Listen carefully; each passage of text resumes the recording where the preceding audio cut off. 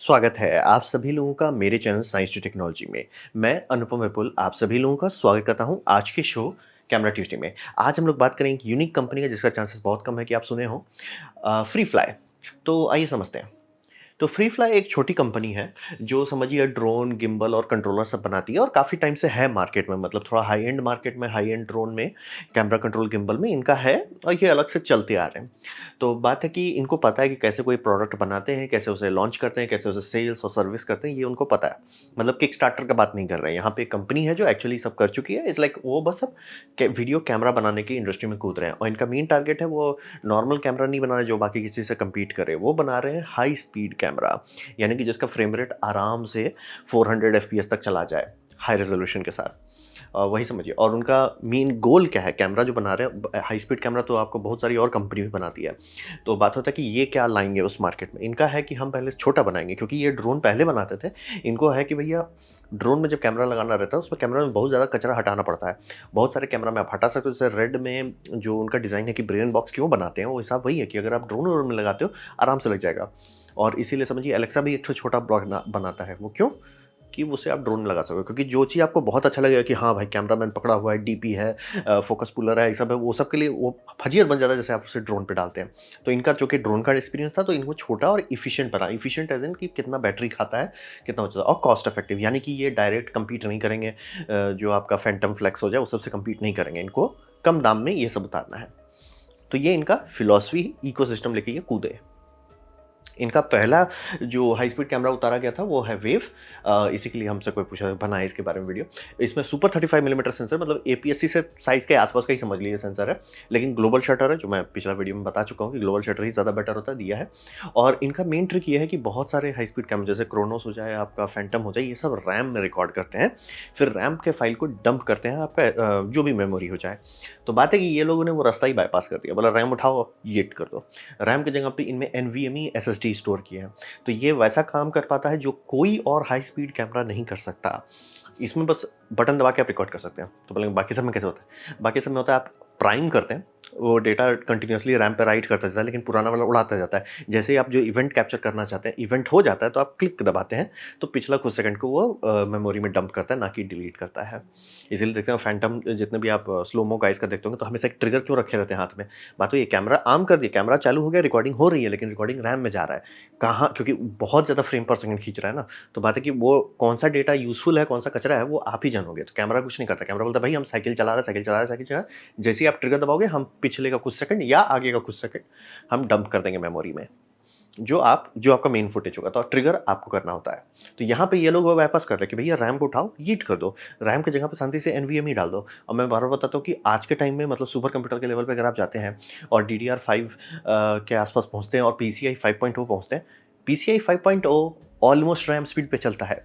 तो ये कोई ऑड बात नहीं है। और रहा बात कि ये सब हार्डवेयर में जो रैम देते भी वो best of the best, latest and greatest नहीं होता, वो ज़्यादा कैपेसिटी वाला रैम रहता है। तो इनके पास ये बहुत यूनिक एडवांटेज है, मतलब right out of the box की। मतलब मैंने कैमरा उतारा, क्या उसमें यूनिकनेस है? भैया हमारा कैमरा नॉर्मल कैमरा की तरह है, मतलब क्लिक कीजिए रिकॉर्डिंग हो रही है, क्लिक कीजिए रिकॉर्डिंग बंद हो जाएगी। कितना फेंकेगा? नहीं नहीं सर, पूरा आपने आधा घंटा कैमरा चालू रखा है तो आधा घंटा रिकॉर्डिंग लगेगा आपको। तो वो बहुत बड़ी बात है कि बाकी सारे कैमरा का आप देखेंगे 10 सेकंड क्लिप लेंथ होता है, मतलब उससे ज़्यादा आप रिकॉर्डिंग नहीं कर सकते। जनरली हाई स्पीड में आप रिकॉर्डिंग करना चाहते हो उतना भी नहीं चाहिए, लेकिन मैं समझ ट्रिगर में प्रॉब्लम बन जाता है। फिर इसमें जो लेंस माउंट है वो मैनुअल लॉकिंग ई माउंट है। मैनुअल है तो थोड़ा समस्या है, क्योंकि कोई भी सोनी लेंस नहीं चलेगा। बोले ऐसा क्यों? बहुत सारे नए Sony lens drive by wire हैं, यानी कि उसमें सिर्फ इनकोडर है और मोटर है, डायरेक्टली कनेक्टेड नहीं है। तो यानी इनकोडर डेटा भेजता है कैमरा को, कैमरा सिग्नल भेजता है मोटर को, मोटर घुमा के आपका एपर्चर चेंज करता है, आपका फोकस करता है, ये सब करता है। तो अगर electrical signal input and output नहीं हो रहा तो ये नहीं किया जा सकता। तो ये एक सीरियस समस्या है इसमें, यानी कि आपको सारे मैनुअल लेंसेज ही लगाने पड़ेंगे जिसमें आप खुद से एपर्चर और फोकस कंट्रोल कर सकते हैं। 10 बिट कंप्रेस्ड RGB डेटा दे रहे हैं, मतलब एक तरह का रॉ फॉर्मेट है, और इन्होंने एप्पल से लाइसेंस भी लिया हुआ है। तो इस वेरिएंट का फाइल निकाल के आप उसे आराम से रॉ में ये एप्पल में कन्वर्ट कर सकते हैं और उसका प्रोरेस में, और प्रोरेस को आप किसी भी वीडियो एडिटर को दे सकते हैं। 5.1 का बैटरी इंटरनल है, जो मुझे थोड़ा अजीब लग रहा है, क्योंकि इंटरनल बैटरी मतलब बैटरी खत्म होता है तो लोगों को फिर से इसमें नया बैटरी नहीं डाल सकते, आपको चार्ज करना पड़ता है। तो ये जेन्युइनली स्टूपिड आइडिया था। एसएसडी भी इंटरनल है, वो समझ में आता है लेकिन मतलब सेंस नहीं बनता। 16:9 4K अगर आप रिकॉर्डिंग करते हैं तो 398 फ्रेम पर सेकंड तक जा सकता है 4K में। आप ये समझिए कि फ्रेम रेट, ये सुनने में बहुत ज़्यादा नहीं लग रहा है भाई, 400 फ्रेम पर सेकंड। बात है कि ऑलमोस्ट सारे कैमरा देखें, वो उतना फ्रेम रेट आराम से दे सकते हैं, बस रेजोल्यूशन आपको बहुत घटा देता है। तो 4K पे उतना दे पाना वही मेन बात है, वही इस कैमरा का मेन सेलिंग पॉइंट है कि आप अगर एग्जांपल देते हैं तो 120 एफपीएस बहुत सारे कैमरा मैच कराता है, लेकिन अगर वो 4K का कैमरा होगा तो बोले भैया हम फुल एचडी में ही 120 देंगे, उससे ज़्यादा हम नहीं देंगे। और अगर 240 तक जा सकता है तो फुल एचडी में 240 देंगे, 120 आते ही हम 4K में रुक जाएंगे। तो ये वही बात है, इसीलिए इंपॉर्टेंट है कि 400 एफपीएस आपका 4K में पहुंचना बहुत मुश्किल है, और ये 2K में 800 तक चला जाता है, जो कि जेन्युइनली अच्छा है। मतलब 800 एफपीएस ऑलमोस्ट आप अच्छा हाई स्पीड कैमरा पे आ रहे हो, यानी कि जितने भी इवेंट फोटोग्राफी हो जाए वहाँ पे उतना स्लो मोशन काफ़ी होता है, म्यूज़िक वीडियोज़ के लिए बम बम होता है, एडवर्टीजमेंट के लिए परफेक्ट होता है। तो वो सब डिपार्टमेंट में, और मतलब ड्रोन शॉट ये सब में, इसलिए बोल रहे ये लोग ड्रोन के नज़रिए से ही घुसे हैं, तो उसी के हिसाब से सारी चीज़ बनाए थे। काफ़ी छोटा, इसमें कोई ये नहीं है, क्या बोलते हैं, मॉनिटर नहीं है, आपको एक्सटर्नल एलसीडी देना पड़ेगा तभी आप इसको कंट्रोल कर सकते हैं, क्योंकि बोले वो ड्रोन के हिसाब से बनाया है सारा चीज़। तो आपको जो चाहिए, और इससे इनको भी एक फ़ायदा मिलता है कि भाई कस्टमर शिकायत करके भाई आप छोटा स्क्रीन दो, ये नहीं, देखिए भैया हम देते ही नहीं स्क्रीन, आपको जो लगाना है लगाइए। आपको 5 इंच का स्मॉल एचडी लगाना है, आपको 7 इंच का एटमॉस निंजा लगाना है, आपको जो लगाना है लगाइए, आप डिसाइड कीजिए। मतलब हर चीज़ में प्रोज एंड कॉन होता है, तो इसका है कि आप अपने हिसाब से कंट्रोल कर लेते हो। तो ये इनका मार्क 1 प्रोडक्ट था, मतलब इन्होंने निकाला, ये सेल किया, फीडबैक लिया पब्लिक से, कुछ अच्छा चीज़ भी था इसमें, कुछ बुरा भी था, क्योंकि ये बहुत बड़ी बात है कि एसएसडी स्टोरेज डायरेक्ट दे दिए, एनवीएमई डायरेक्ट दे दिए। सोचिए एनवीएमई तो अभी तक आपका रेड नहीं दिया है, तो ये डायरेक्ट कूदे एनवीएमई में, तो ये बहुत स्मार्ट काम किए। लेकिन कुछ कुछ चीज़ में गड़बड़ था कि मतलब ये दिख रहा है कि इनका सेंसर टेक्नोलॉजी उतना अच्छा नहीं है, मतलब रेजोल्यूशन की बात नहीं कर रहे हैं, फील जो आ रहा था, काफ़ी लोग इससे थोड़ा डिसअपॉइंटेड थे, भैया फील आपका नहीं आ रहा। अब रहा बात की फैंटम जो दाम लेता है उसका थोड़ा सा तो आर एन डी पे खर्च करता है, ये उतना नहीं मैच करा पाए।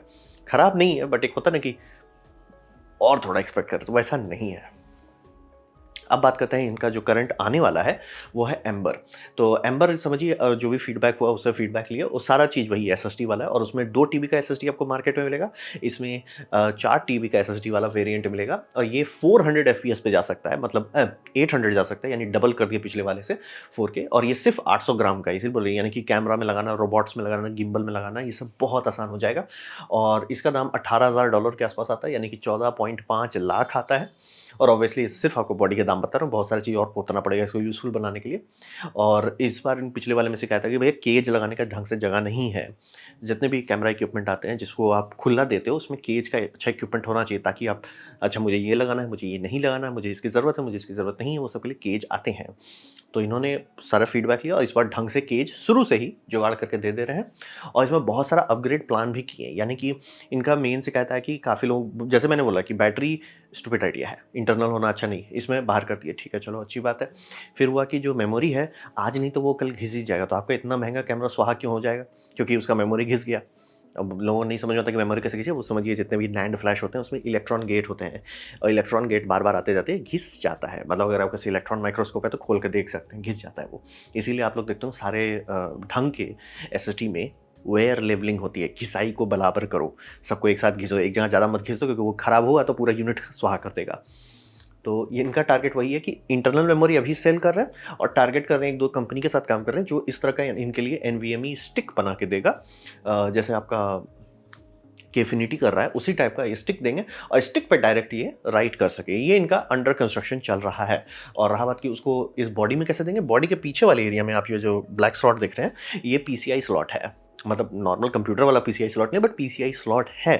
तो इनका टारगेट ये है कि इसी का इस्तेमाल करके आने वाले टाइम में इस तरह के एनवीएमई स्टिक्स का व्यवस्था कर देंगे, और मतलब पब्लिक का फीडबैक सुने कि पब्लिक है भैया सर आपका मेमोरी अंदर लगाने वाला अच्छा आइडिया नहीं। और रहा बात कि इसका यूएसबी स्पीड भी बहुत धीमा है, 5 जीबीपीएस वाला है। आपका समझिए ढंग पैनासोनिक का कंपेयर में देखें तो पैनासोनिक 10 जीबीपीएस देता है।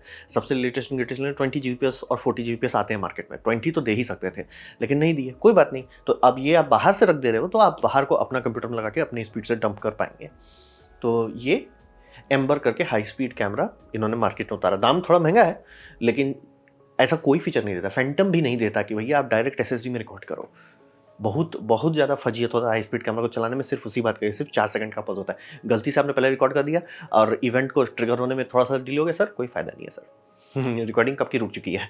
और ये सब कुछ सेकंड में होता है और जितना एफपीएस आप बढ़ाते जाएँगे वो सेकंड छोटे होते चले जाते हैं। जैसे कि आपका 20,000 फ्रेम पर सेकंड चल रहा है, 28 सेकंड का शटर दे रहा है, फिर बोलेगा एक काम करो आप उसे 60,000 फ्रेम पर सेकंड कर दो। वो घटा दिया जाएगा कि भैया अब आपको 2 सेकंड के अंदर ट्रिगर करना है, फिर होगा 1 सेकंड के अंदर। इसीलिए ट्रिगर बहुत बड़ा फजीयत रहता है। इन सब में ट्रिगर का टेंशन नहीं है सर। सीधे मेमोरी में डालो, मेमोरी से निकाल लो। और जब ये ऑप्शंस आ जाएँगे तो ये एक्चुअली ईज़ी भी हो जाएगा यूज़ करना, क्योंकि फाइल बहुत बनता है। स्लोमो गाइस बता रहे थे कि उन्होंने मतलब सर्वर के ऊपर सर्वर के ऊपर सर्वर भर दें, इतना ज़्यादा फाइल निकलता है एक से, एक शूट से। तो भविष्य में यहाँ पे इसके बारे में बात करते हैं, तो समझिए इनके पास टेक्नोलॉजी बहुत अच्छी है। ग्लोबल शटर यूज़ कर रहे हैं, बहुत छोटा सेंसर भी नहीं इस्तेमाल कर रहे हैं, सब चीज़ बहुत अच्छा है। लेकिन इनका समझिए कि इनका जो आउटपुट आ रहा है, वो आउटपुट को आप अच्छे खासे मोबाइल स्क्रीन में दे सकते हैं, यूट्यूब वूट्यूब में भी डाल सकते हैं, लेकिन सिनेमा लाइक आउटपुट नहीं है। यानी कि बहुत बड़े पर्दे पे देखेंगे तो आपको समझ में आ जाएगा कि लोग अभी भी रेडवुड पे क्यों खर्च करते हैं या आरई पे क्यों खर्च करते हैं। तो हिसाब ये कि पहले वाले वर्ज़न में इनका जेनुइनली मतलब दिख रहा था कि भैया आप पहली बार ट्राई करो। बहुत लोगों को लगता है ना सेंसर हो गया तो आउटपुट आ जाएगा। नहीं सर जी, आप मोबाइल का सेंसर का आउटपुट देखेंगे, सेंसर से किसी भी मोबाइल को पकड़िए, आईफ़ोन पकड़िए, सैमसंग को पकड़िए, जो पकड़ना है पकड़िए, देखेंगे वो कचरा होता है। उसके ऊपर बहुत पॉलिश किया जाता है तब जाके वो चकाचक होता है। तो इनका पहले वाले में उतना अच्छा नहीं था, तो इस वो सेकंड वर्ज़न जो निकाले हैं उसमें वहीं पे मेन फ़ोकस किए कि नॉइज़ फ्लोर ठीक किया जा सके। इमेज क्वालिटी को लेकिन अभी भी थोड़ा-सा एल्बो ग्रीस चाहिए। ऑब्वियसली ये कंपनी का दूसरा प्रोडक्ट है, नहीं भिड़ पाएँगे फैंटम सबसे, तो वही है। और सबसे बड़ा दिक्कत जो है ई माउंट दे रहे हैं, सुनने में मेरे को बहुत अच्छा लगा कि अरे भैया सोनी के जितने लोग साइलेंसर्स हैं सब चल पाएगा, लेकिन चूँकि वो इलेक्ट्रॉनिक नहीं है, पॉइंटलेस है। आज के टाइम में बोले और ऐसा भी नहीं कि सिर्फ सोनी ही ड्राइव बाय वायर लाइन बनाता है, सबको ही ड्राइव बाय वायर बनाना है, चाहे आपका कैनन ही क्यों ना हो। तो बात वही रहता है, कहने को ये सब माउंट दे रहे हैं, लेकिन इलेक्ट्रिकल ना होने के चलते ऑलमोस्ट यूज़लेस है।